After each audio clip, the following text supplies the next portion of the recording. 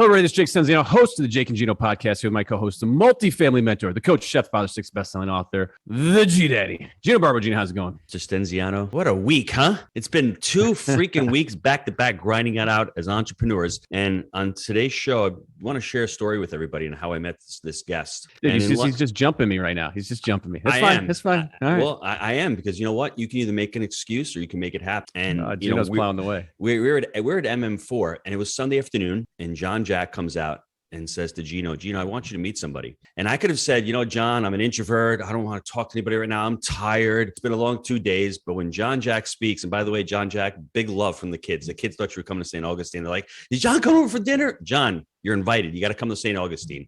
Anyway, John spoke, and I said, you know what? I'd love to talk wherever you want to bring out to.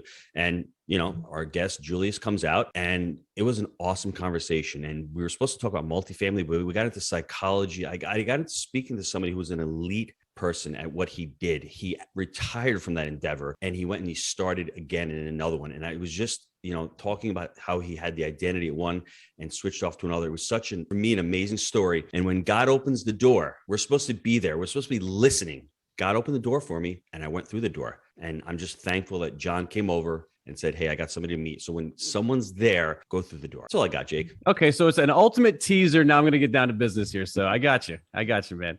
All right, today's guest is an elite athlete, speaker, and researcher. He retired from the NFL after 7 years, including 2 Pro Bowl selections, to pursue his doctorate in clinical health psychology. Wow, we might unpack some things here. I got some issues myself, so maybe we'll get into that. Investigating the effects of contact sports on brain trauma. He has a passion for helping others create a greater quality of life, and we're excited to have him on the show. So without further ado, Julius Thomas, welcome to the show.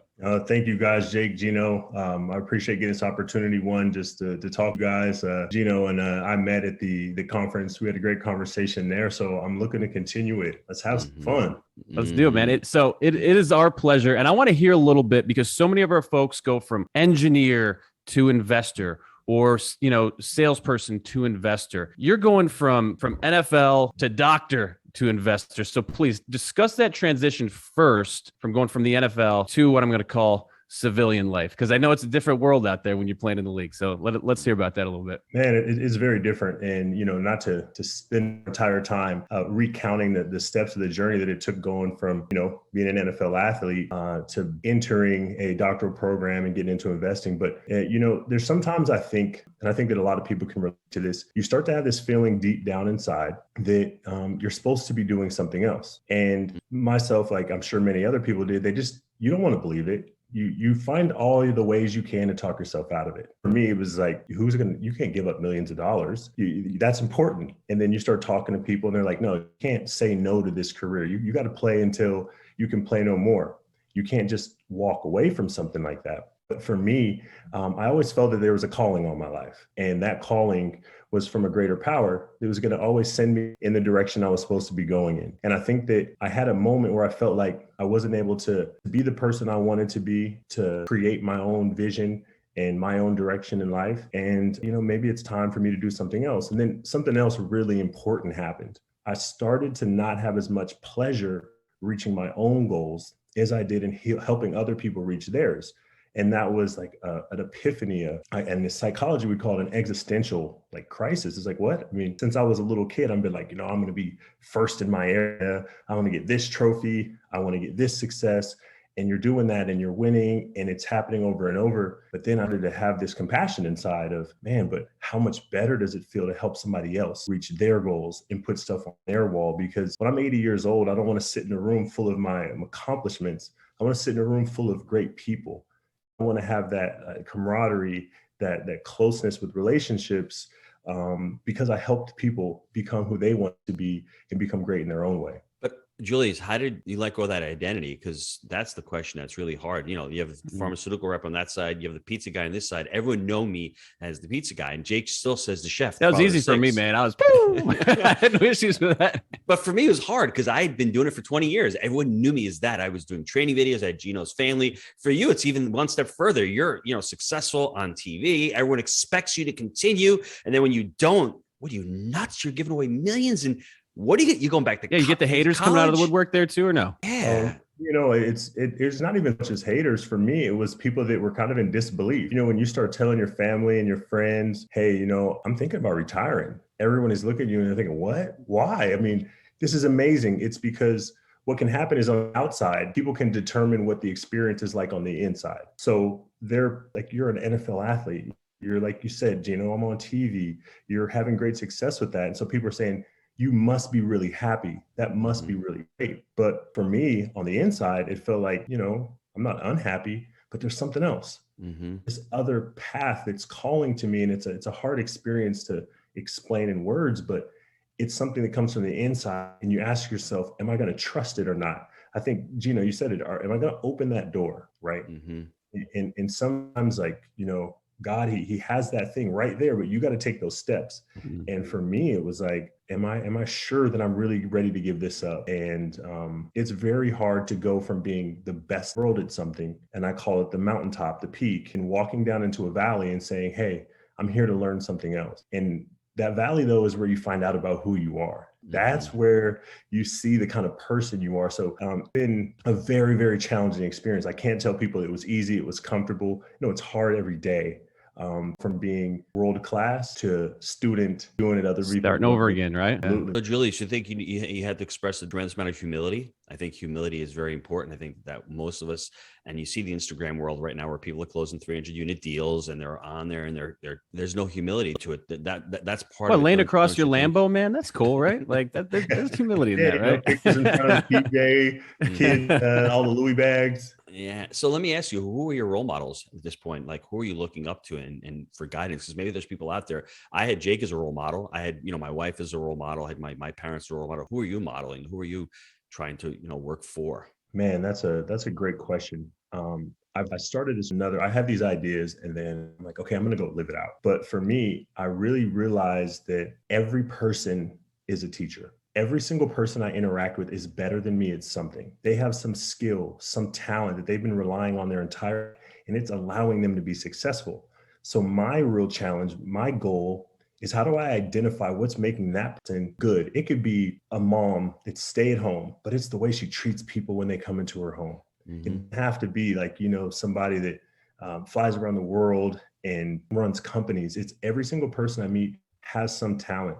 And I can increase my overall ability if I can start to emulate what makes them. So I'm always going through life looking and really trying to be aware of what's allowing somebody to be successul. How can I steal? I call it copy and steal their strengths. And if you can build R&D, baby. Rip off and duplicate. That's right. Yeah, but that's Gino what calls it rip off and duplicate. Yeah. It's like, as an athlete, you see somebody do a move and you go, wow, that move's fire. Like, look how successful that was. And then there's no humility there. You go and you copy the move until now but when you can take that to everything you do in life, right? Like, I can sit down here and be like, man, what did I really take in this interview? Man, he's got some special skills here. What were they? And then afterwards, I'm going to write them down. Then I'm going to ask myself, okay, I start creating that for myself. Can I start doing that in the way I interact with people, in the endeavors that I undertake? And then you do that over time and you start to create this mastery process. And that's, I'm fascinated by it. My passion. That's what I want to do. That's what I want to bring to the world moving forward. Do you mind if I share a quick story with you guys? Your show, dude. Similar about that. And it's the Jake and Gino show. Jake is first, Gino second. So Gino has to ask Jake permission. But I think here for the ride, big guy. I think it's very relevant because I was speaking to my son who's 19 years old and talking about humility. And the other night we got into an argument, and he's always worried about. Did you really? I've never seen you guys even come close to anything like that. No, well, the problem like a real argument, or yes. The argument where he's always worried about doing something wrong, and he's always thinking about God as the Old Testament and everything he does wrong. He's always worried about sinning. And I'm like, dude, you got to lighten up a little bit. And I just got fired up with him. And he's like, Dad, what's your responsibility? And I'm like, he's like, it's to get to heaven. It's to get me to heaven. I'm like, oh my God, how am I going to, it hit me to the core. That's a tough volley right there. And I'm like, what Julius is saying, I'm learning from my son who's 19 years old, and that, because like, you can't take this all with you. I'm like, Mike, I'm not making this money for us. I'm making it for impact. And it's not the money that I'm chasing. It's the opportunity. And the more opportunity that I get, the more money I make. And what am I going to do? That's just how the world is. I mean, I'm not chasing money. I'm not doing this for flash. I got one house, 2 cars. And it was just really an eye-opening experience for me. So you can learn from anybody. You can even learn from your children. And that refined the way I speak to him. And I don't want to judge him, because every time he looks at something, he's always worried about doing something wrong. He's an amazing person. He's so much more talented than I am. And he's already has his moral compass at 1/3 the age of me. And I'm like, you know what? That's my job, is to get him to heaven and to get me to heaven. And how do we do that? And that was that was an amazing experience to me. So I just wanted to.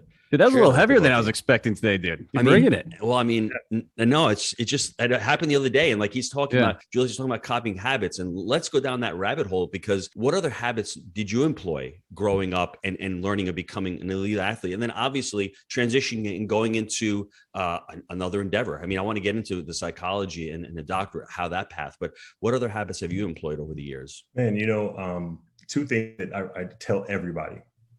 If you want to have success in life, you're going to have to figure out commitment. Mm-hmm. I don't care who the person is. I don't care if it's relationally. I don't care if it's educationally, in career. Commitment. The people that find their way into success are the people that they have this belief, and then they go out and they repeat these steps over and over and over and over. Mm-hmm. And then once you've got this belief and then this repetition, now you really started to create this foundation, this ability for that whatever you want to happen. And then the next thing you need is discipline. You've got to be willing to make these sacrifices. You've got to be willing to bring this great effort over and over and over. And I think that those were the things that I'm able to identify now that I'm no longer playing football, because it's crazy. When you're doing something, it's really hard to take that third person perspective and watch it. Mm-hmm. But when you're done and you put it down, and now you can look back and go, well, what helped me be great as a football player? Well, number one, deciding that I think I can do it, and then saying, all right, well, I'm going to wake up every day and I'm going to do something that's going to help me get better towards that goal. And then as you get more into it, and as more and more time passes,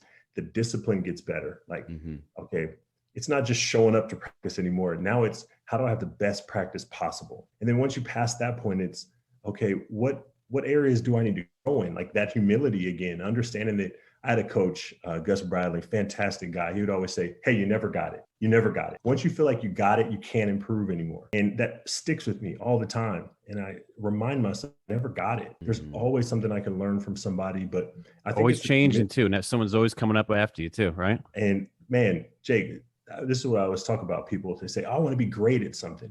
I say, are you sure? It's an uncomfortable place, because people think that, I use the mountain metaphor all the time, because we understand it's easy though. I get it, right?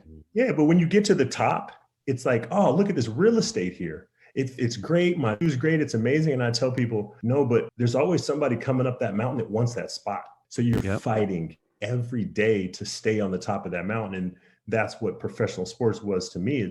There's always that guy that's younger, less injuries, faster, stronger. He wants that job. Like when I showed up as a rookie to Denver, Daniel Felds is a great guy, great mentor, but it's unfortunate because in my mind, I'm in the back of that meeting room thinking he's got to move. He's got to uproot his family because I want that job. And that is the pressure that comes with high performance. But you got to be cut out for it.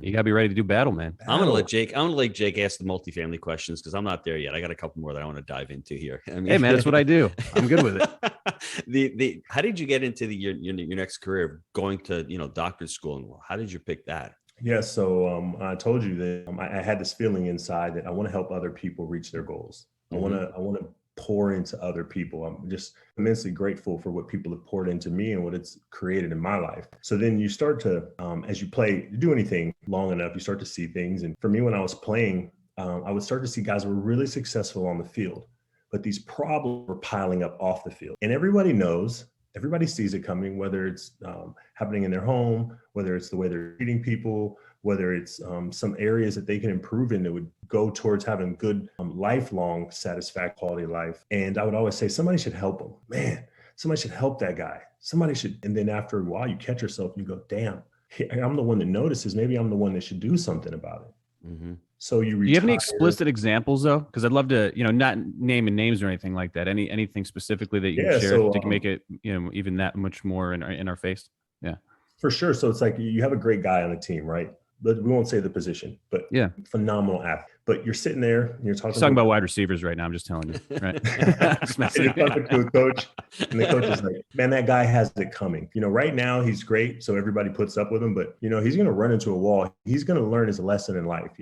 He's mistreating people around the building. He's disrespectful in the way he talks to people. Treat the janitors with respect, guys. I mean, for F's sake, right? Like, dude, that's the one thing that's got to just piss you off when you see stuff like that, right? Absolutely. Yeah. So like if somebody's cussing people out, trying to fight people, highly disrespectful, but they're successful, keep them, if they're doing a great job. And they're not a good culture fit though. Exactly. And instead of somebody going, wow, what if we intervened? Yeah. What if we could sit there and really help this person to make these changes instead of saying, we'll use you while you're adding value to this organization, but we can't wait till you retire and you're no longer, your skill set's no longer valuable. Where's that coming from though? Is that the GM or is the coach? Like, who's allowing it? Because at some point they're saying this guy is so good at what he does, we're going to turn a blind eye to this other stuff. And I just know internally within our organization, every time we do that, it bites us in the ass. Right? Someone may be, oh, look, they're the best, most skills or whatever. Personally, as a business, because it is a business, right? Yep. So we're like your time in Denver. Who was the coach? John Fox. John Fox. And then was it, did you have experiences? And I don't want to get too crazy, name it, but like, was he a guy that was not going to tolerate it, or was it, the GM above him saying, dude, you just got to figure this out? I'll speak very generally, so it's not to put them. Yeah, of course. I don't want to, and I don't know John Fox. I'll tell you one thing I learned about sports. Yeah, I don't care if it's high school. Yeah, in high school, you got a guy that has behavioral problems. Yeah, and you keep him on the team because he makes shots. Yeah. In college, guys that have behavioral issues, emotional problems, this inability to regulate their emotions. Yeah. And you keep them because it makes the team successful. So no self-awareness. Yeah. And where does it come from? I think it comes from so many different people have a hand in it. It could come from the fans and the pressure. It comes from that first high school coach that didn't do something about it. And then it just got worse at every level up from there, right? And it comes from the desire to win. Yeah. Right? If the most important thing that we're going to judge an organization, whether it's high school, college, professional sports on, is their ability to win. That's the ultimate metric. Sure. And if that's the ultimate metric, no one wants to hear, hey, we had a really great team, but we let these guys go because they had character problems. So now we only won a third of our games, but we're good. We're good people. This is a good team. Yeah. That's not the environment. So you start to move people that are really talented along. And I really wanted to help. And after I retired, it was actually crazy. I'll share with you guys. I told myself, I'm not going to leave my room until lunchtime every day. I just locked myself in the room because I felt like this is the first time in my life I'd had the opportunity to just explore, think about who I am, just contemplate. Through that, I started to develop a purpose. And about 5 months into just saying, let my mind go, walk, read, do everything I can to just kind of take in life, because as an athlete, you're going through it with the blinders. And then I had a purpose, was to help people heal from their mental, physical, and emotional pain. And I didn't know what to do with that. It's like, bam, here is this epiphany. Here's a purpose, but I don't have that skill set. What do I do? And I had some interest in psychology because I knew that this was a discipline to help people to grow from the inside out. And I was fortunate enough to make some connections over at the local college. And I actually had a guy, he's my mentor now, sports psychologist, great guy. And he said, hey, if you would like, you can come sit in my doctorate level psychology classes. I'm retired. I have nothing else to do. So I would go sit. And then from just going to sit there and be in these classes, I started to think, well, maybe I can do it. And I had another mentor really kind of push me and say, hey, if this is something you're thinking about, I think you could really find success in it. And I was not prepared. I was not a psychology major in undergrad. I had 4 psychology credits in all of undergrad. So I had to do a year of undergraduate credits 8 months after retiring. I'm like fresh off of retiring from the NFL, and I'm sitting in class. Good for you, man. I don't see myself doing that after that point. And it was what Gino said. It's having that humility. Like, you have millions in the bank, but I'm going to sit here with the notebook out in the front row of an undergrad class with 20-year-olds behind me thinking, what kind of weird shit is this? Like, you're a millionaire. Why are you here with us writing papers? And it's because it was going to allow me to fulfill purpose. And that's really what my focus has been on, is really helping people find creative ways to do it. So Oh, go ahead, Gino. No, I was going to say I want you to become a life coach as well, because I think life coaching is great. It's not just therapy. It's, actually helping people out. That's what we sort of do at Jake and Gino. You want people to see the future. You want them to take a look at what's happened in the past, right? Because we have to heal, but let's not dwell on that. Most of us dwell on it. We had a bad mom or had a bad relationship, or Jake really treated me bad yesterday. Okay, that's all great. Let's let that go. Dude, I'm never treating you bad. All right, come on now. Just making something up, bro. So come on, work dude. with me here. I can't think of anything because I have a great, we're playing with house money, as you know, but then let's think forward. Let's ask these empowering questions and let's look towards the future. Let's raise your level of energy. All of a sudden you're excited, you're energized, and let's see the future, because we've all got the answers within us. So I think you should blend the psychology and the life coaching all together, and you'd be a freaking rock star at it. So, man, that has been my goal. Like, as I go through my doctoral program, I've been focused on building performance systems. How do you help a person reach their peak? And that's what I refer to it as, this is this place of thriving. This is when your performance is on point and your wellness is on point. So a lot of my studies, I'm wondering, again, how do you help a person be physically, mentally, and emotionally healthy? Because if the performance is great and they don't have great wellness, man, that's a train going 100 miles an hour with the wheel getting ready to come off. So understanding, okay, this is how we keep a person healthy, and this is how a person has great performance. And if I can get them both, if I can get a person to have great proficiency in those areas, now they can be at their peak. And that's where you get that old psychologists would use the term, well, now you're self-actualized. Now you're feeling good inside and out, and you're building towards those things that bring you meaning and joy and purpose and fulfillment. So Julius, one thing that you're exhibiting is hold on. I got to give my pitch, I'm sorry, because I don't want to move on past this here, because I got my pitch and I was leading up a second ago, and it's not necessarily a pitch, but here's what I'm seeing. I'm seeing the NFL Buddha. Okay. And Julius, I'll give you, dude, you are such an easy guy to speak to. So like if I was struggling or going through something, you have a very calm demeanor to you. It's just pleasant. And I'm seeing this, and you may be already there. I don't want to be like getting the cart before the horse, but Antonio Brown a couple of years ago was freaking out. Team can't deal with him, right? All this shit's going on. Dude, 1-800 got Julius. He comes in, he brings the pain, and you get these guys back on track. I mean, is that the goal? Is that the end where this is going? Because that's where I see it. I feel like you're just teasing it at this point. Where are we at? That's the purpose in the training. And it's hard to have to go through 6 years of training to get my stamp so that I'm able to do that. Yeah. But it's even it could be the Antonio Browns of the world. It could be the CEO of that company that, has created a pretty poor Your culture. thesis is going to be what happened in Tampa, right? With Tom and AB, right? And then we're going to write the paper on that, and then you're off to the races, right? Yeah. How do you help people build from the inside out? How do you help them reach their point of peak, their thriving? And how can you make that happen, not just for an individual basis, but I also want to work with groups. If I give one person my time one-on-one, it's really hard to have a broad effect. Yeah. But when you start to be able to teach groups, work with groups to help them just kind of light that fire inside and just keep stoking that thing up. Just how do I throw wood on their fire so that they wake up every morning and they're like, hey, I'm willing and ready to take on life to become what's meaningful and matters to me or themselves. I think the book Mindset encapsulates your life between the fixed mindset and the growth mindset. I don't know if you ever read the book. It's by Carol Dweck.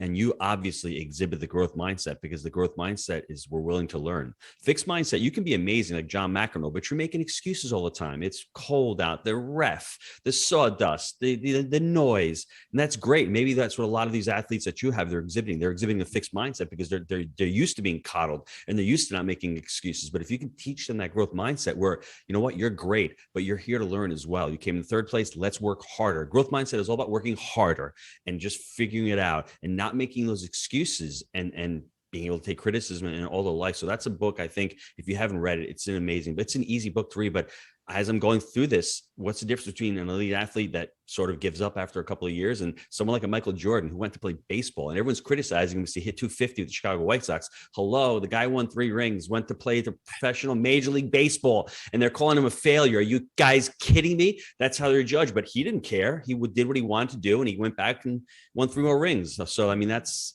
the amazing aspect of working with a fixed and a growth mindset. So, and I would even take it a step further. And I would say maybe if we look at it from a more nuanced perspective, people don't always have a fixed or a growth mindset. Some people a fixed and a growth mindset. Yes. Thank you. It's like, oh, here's these areas of my life I'm really successful. Now here's a growth mindset, but I'm not good there. Now that's where they have a fixed mindset. And that's what I want to do. I want to help people take that growth mindset to everything. Like when I first walked into that psychology building, I did not think, wow, this is where I was supposed to be. I was training my whole life to be. Were you questioning yourself at all or no? Were you like, dude, what am I doing right now? I had anxiety. I had so much anxiety. He went in and he ended up coming out with Prozac, you know. It's crazy, bro. It's like, I better learn one of these theories and I better master it now because I need it for myself. It was a hard thing to do to go into a doctoral program with students that put more into education and more focus than I had ever in my life. And it was also weird because I wasn't a master there. I was so comfortable, so used to being a master, so used to waking up everyone. I know exactly how I want to get better. I know I already have a lot of the discipline well understood. And going to a discipline where I knew nothing, that's an existential thing. I'm sure that's what you guys do when you see people that are trying to transition from what they were doing and over into real estate. And it's like, but transition with this feeling that I'm not used to, that I don't want. I want the feeling gone. I want to be able to do something new and be really good at it, but I don't want to feel uncomfortable along the way. And that's what I help. That math doesn't work. It's impossible. That's not the way the brain works. Yeah. The brain is supposed to tell you novel, new thing. Hey, don't run ahead to, like, imagine what would happen to human beings for hundreds of thousands of years if we ran full speed into new things. We're supposed to slow, be cautious, check it out, because we need to survive. And that's what the nervous system is always trying to remind us to do. So you move into something new, it's going to come with that anxiety, but your willingness to experience it while you're getting better. Once people figure that out, think about what we're going through right now, like probably all-time high anxiety meds, prescriptions, and think of the rate of change that is going on because of tech in society right now. And if you're telling me there's not a correlation there, we're dealing with change like our ancestors have never seen. So I have to believe that's a component of what we're dealing with as a society right now. But more options. But what have we mastered? As humans, we mastered making it easy. Yeah. Like, why would I want to work? I want a tool. So, and that works really good if you don't want to do the dishes and you don't want to have to carry your clothes down to a body of water and rub them together and wash them. So we learn, like, no, these tools are really good. And tech gives us this ability to create tools and use them. But then what do you do when you have something in here that's difficult? Hey, give me the tool. I want the medicine. I don't want to have to put the work in. I don't want to have to fix my thought patterns. I don't want to have to go through unpleasant emotions. That's not immediate gratification. What the hell are you pitching to me on here, right? Like, exactly. Like, you want me to spend 20 hours myself from the inside out. I want to run down to Walgreens. I want to get a prescription and I want this thing to go away. Yeah. So both of you, you know what I did to overcome that? I just linked pain to my current situation being at the restaurant. I linked the pain. I linked the fact that I was letting my family down, that I wasn't being the role model. And fear causes an action. I mean, when you have pain, there's more pain than pleasure, the pleasure of doing nothing versus the pain of feeling like a loser and not accomplishing anything in life. And God gave me this amazing ability, and being sinful from that'll get you off your butt. I mean, it's not really good. You don't want to continue on the path. That's catabolic energy. That's negative and draining over years. You're going to get sick. But hey, that got me off. They say the proverbial couch and got me motivated. So if that's what it takes, everybody, use that little twist in your mind. I mean, use whatever you need to do, that little leverage. And hey, being at the restaurant in the back of the dumpster, calling Jake at 3:00 in the afternoon, that's what it took, because I didn't want to be there. So I linked that pain to taking the action next step. If that's what it takes, everybody, then do that. The interesting thing about Julius' story, though, is you were in the pain mode. He forced the pain mode upon himself to get to the next level. I'll sign up for some of that. Total opposite. Yeah, the total opposite. I love that. Jake, let's take a quick time out and then we'll just go into the real estate if you'd like. Sounds good. Quick time out and we'll hear from our sponsor. Are you looking for ways to improve your life? Here at Jake and Gino, our mission is to empower students through financial education and the vehicle of multifamily investing. Yes, Jake. We agree that a person with financial intelligence can change the world for the better. We've created our proprietary 3-step framework, buy right, manage right, and finance right, that we teach to our community. This framework, along with education, our one-on-one mentorship, on-site boot camps, and the amazing community, has propelled our students to massive success. We've all been there. We've had so many students that have been able to shift their mindset, overcome limiting beliefs, and set a clear path to achieve their goals. Whether you're currently fixing and flipping, wholesaling, or buying single family rentals, and you know that multifamily investing is the right vehicle for you, I encourage you to visit jakeandgino.com/apply to schedule your complimentary consultation with our team. And I want to let you know this isn't a high pressure sales call. It's really just a discovery call to get to know each other better and see if we're a good fit for working together. And if for any reason we're not a good fit, our team has tons of resources we will share with you to help you along your journey. If you're ready to stop spinning your wheels, go to jakeandgino.com/apply and schedule your call now. All right, guys. So we're back, and this is sometimes a multifamily show here. So I want, Julia, I want to hear where that multifamily spark came from. Was there a story? Was there like, hey, look, I see what this person's doing. I think this would be good for me and my family. What brought the multifamily bug on for you? Yeah, no, I think with everything, there's always a story. And for me, it really started off with that intention of what can I do to help people that are in need, that are suffering. And I actually had an aunt, and she just retired. So she's full of this energy, and she's actually working at groups. She has a master's of social work, and she's starting to learn about, populations of people in our communities that are underserved. And she starts talking about veterans and how they don't have enough homes to give veterans that are in these programs. They're like on a wait list. That's terrible. These people go, they serve our country, they put themselves in harm's way, and back now they don't have a place to live. All right, I'm interested in trying to figure out what we can do to meet that need. But what I didn't realize at the time was I didn't know anything about real estate. And if you're going to try to create housing for someone, you really got to be a student of that game and learn what it takes to be able to own property and to have people that live in those properties. So we kind of ran that thing down, and it was like not successful, couldn't figure out how to do it. And then my girlfriend actually, during COVID, she going through some stuff, like trying to figure out, what is this next thing? And I'm like, hey, you've been kind of starting with this research into real estate. What about, getting into real estate? So I finished summer classes, and I was like, I got 2 weeks before 2 weeks before the next semester starts. Like, baby, go buy something quick. Go. Let's look into something, right? So started with a triplex, and we're able to start working with local public housing authority programs. And that is its own experience. We had to learn a lot through that. But so you get the first triplex and you get it up and going. And then kind of went into a quad. And then from a quad last April to a 44 unit apartment complex this September. And I think that along the way, as you're a student and you keep learning, you keep seeing more and more possibilities, find some people that can teach you, show you things that they've done. That's essential to me, super important. So now it's like stoked my interest. And now I see the ability to be able to do so much for so many people through investing in real estate. And it's becoming one of my passions. What about the confidence of doing those smaller deals first? Did that give you the confidence to say, okay, we got 6 units now, 40, it's bigger, it's kind of scary, it's intimidating, but we can do this. We see what this is, right? Did that help out? I'm making it sound like it was all easy, and yeah, it felt comfortable. No, I know you're giving the high level. We get it. It was so uncomfortable at first because I think especially being a person of color, we're not used to being owners. I can't look back into my life and be like, oh, that was my cousin and that was my uncle and they owned this. And it was like, what is ownership? It sounds big. It sounds scary. But for me, I had a lot. Did it feel like a pie in the sky? Like, is this for me kind of thing? It felt like risky. Felt very risky. Yeah. It's like, here I am going to make an investment in a property.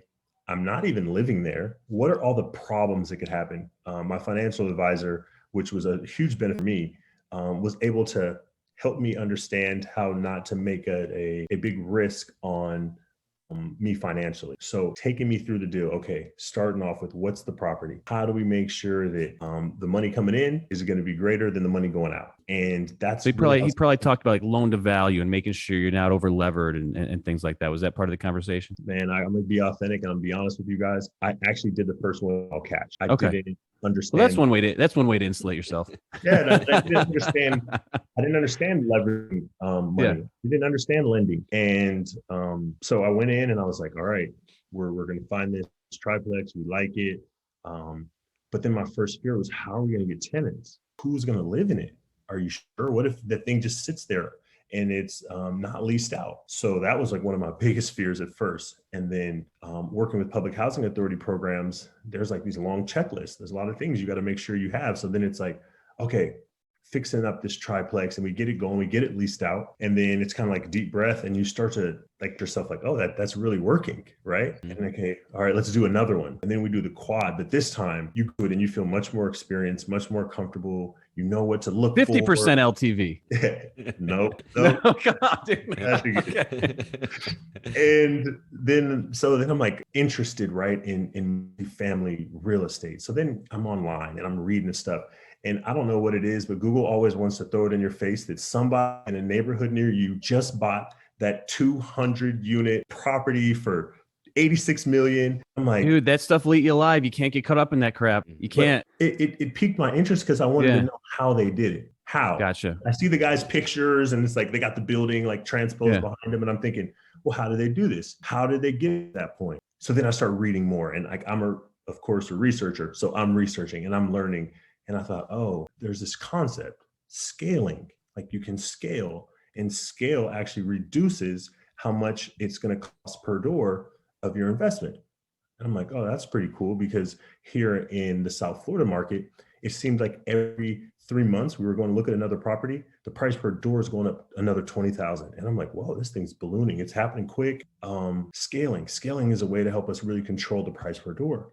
And that's kind of how it was for me. It was an idea, go figure out all the problems that are in between where you're at now and that idea. And I have my property manager that we work with now, he refers to them as bottlenecks. He's like, you got to work through the bottlenecks.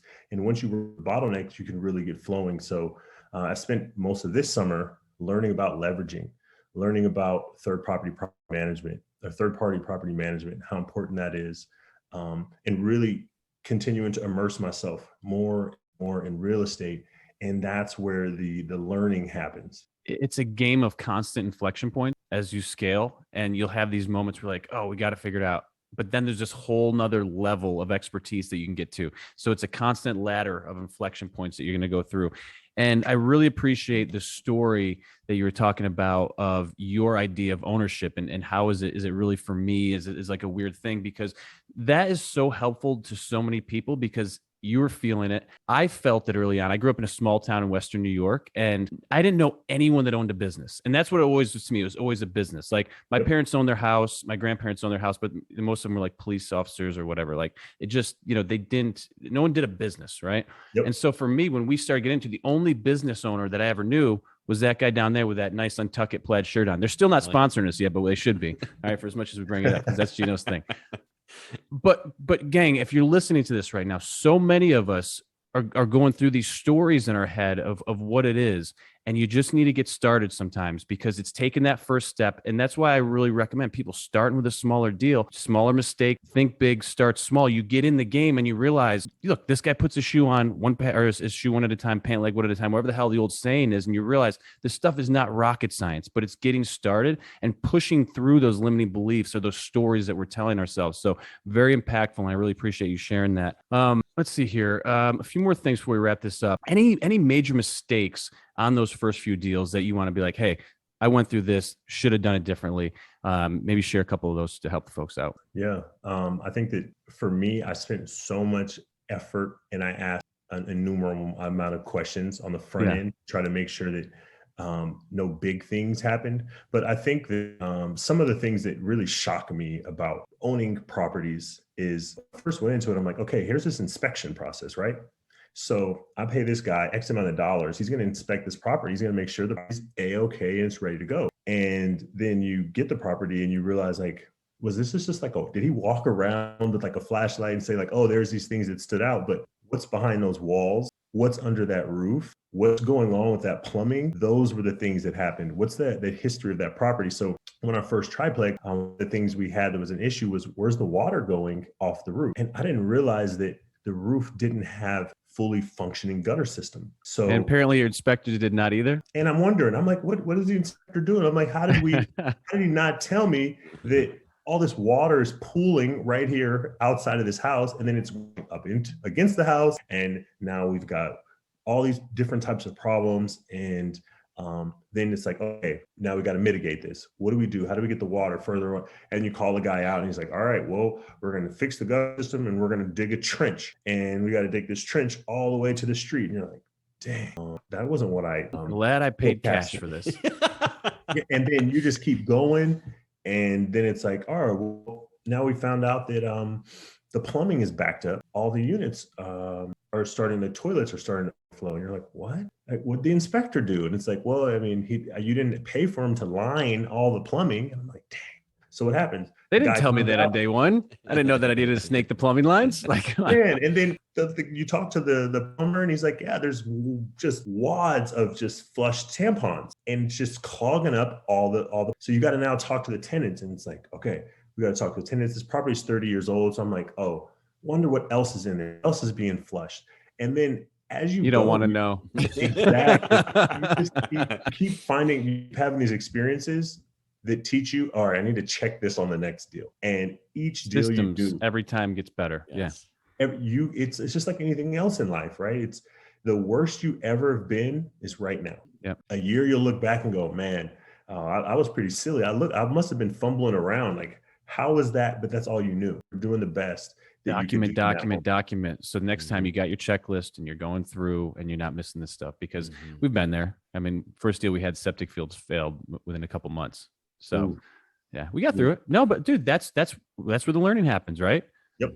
Do we buy deals with septic fields anymore? No, but it's been the best deal I've ever done because it got me the game and things still pays. So exactly. And it's you got to anticipate obstacles in any growth journey you take. And this is, I always try to help people, like, don't think about it as just as like real estate. Think about it as anything. No matter, you pick a direction you want to walk, there's something that's going to come up there and it's going to present a challenge, and you're going to overcome it. And as you do this over and over, you build this thing called confidence. Toughness. And once you get that confidence, then you start seeing more and more opportunities. And that's when, as Gino was saying, more energy comes, because that's the way the brain works. And like, I love teaching neuroscience. I know we don't have time to get into it now, but the whole neuroscience of motivation, it's the same for all of us. But it's just about navigating each one of our own minds and able to reach whatever it is that we're set out to do. All right, a couple more here. We're going to wrap up. The league with these quarterbacks and these penalties, is it getting too soft, specifically for the quarterbacks?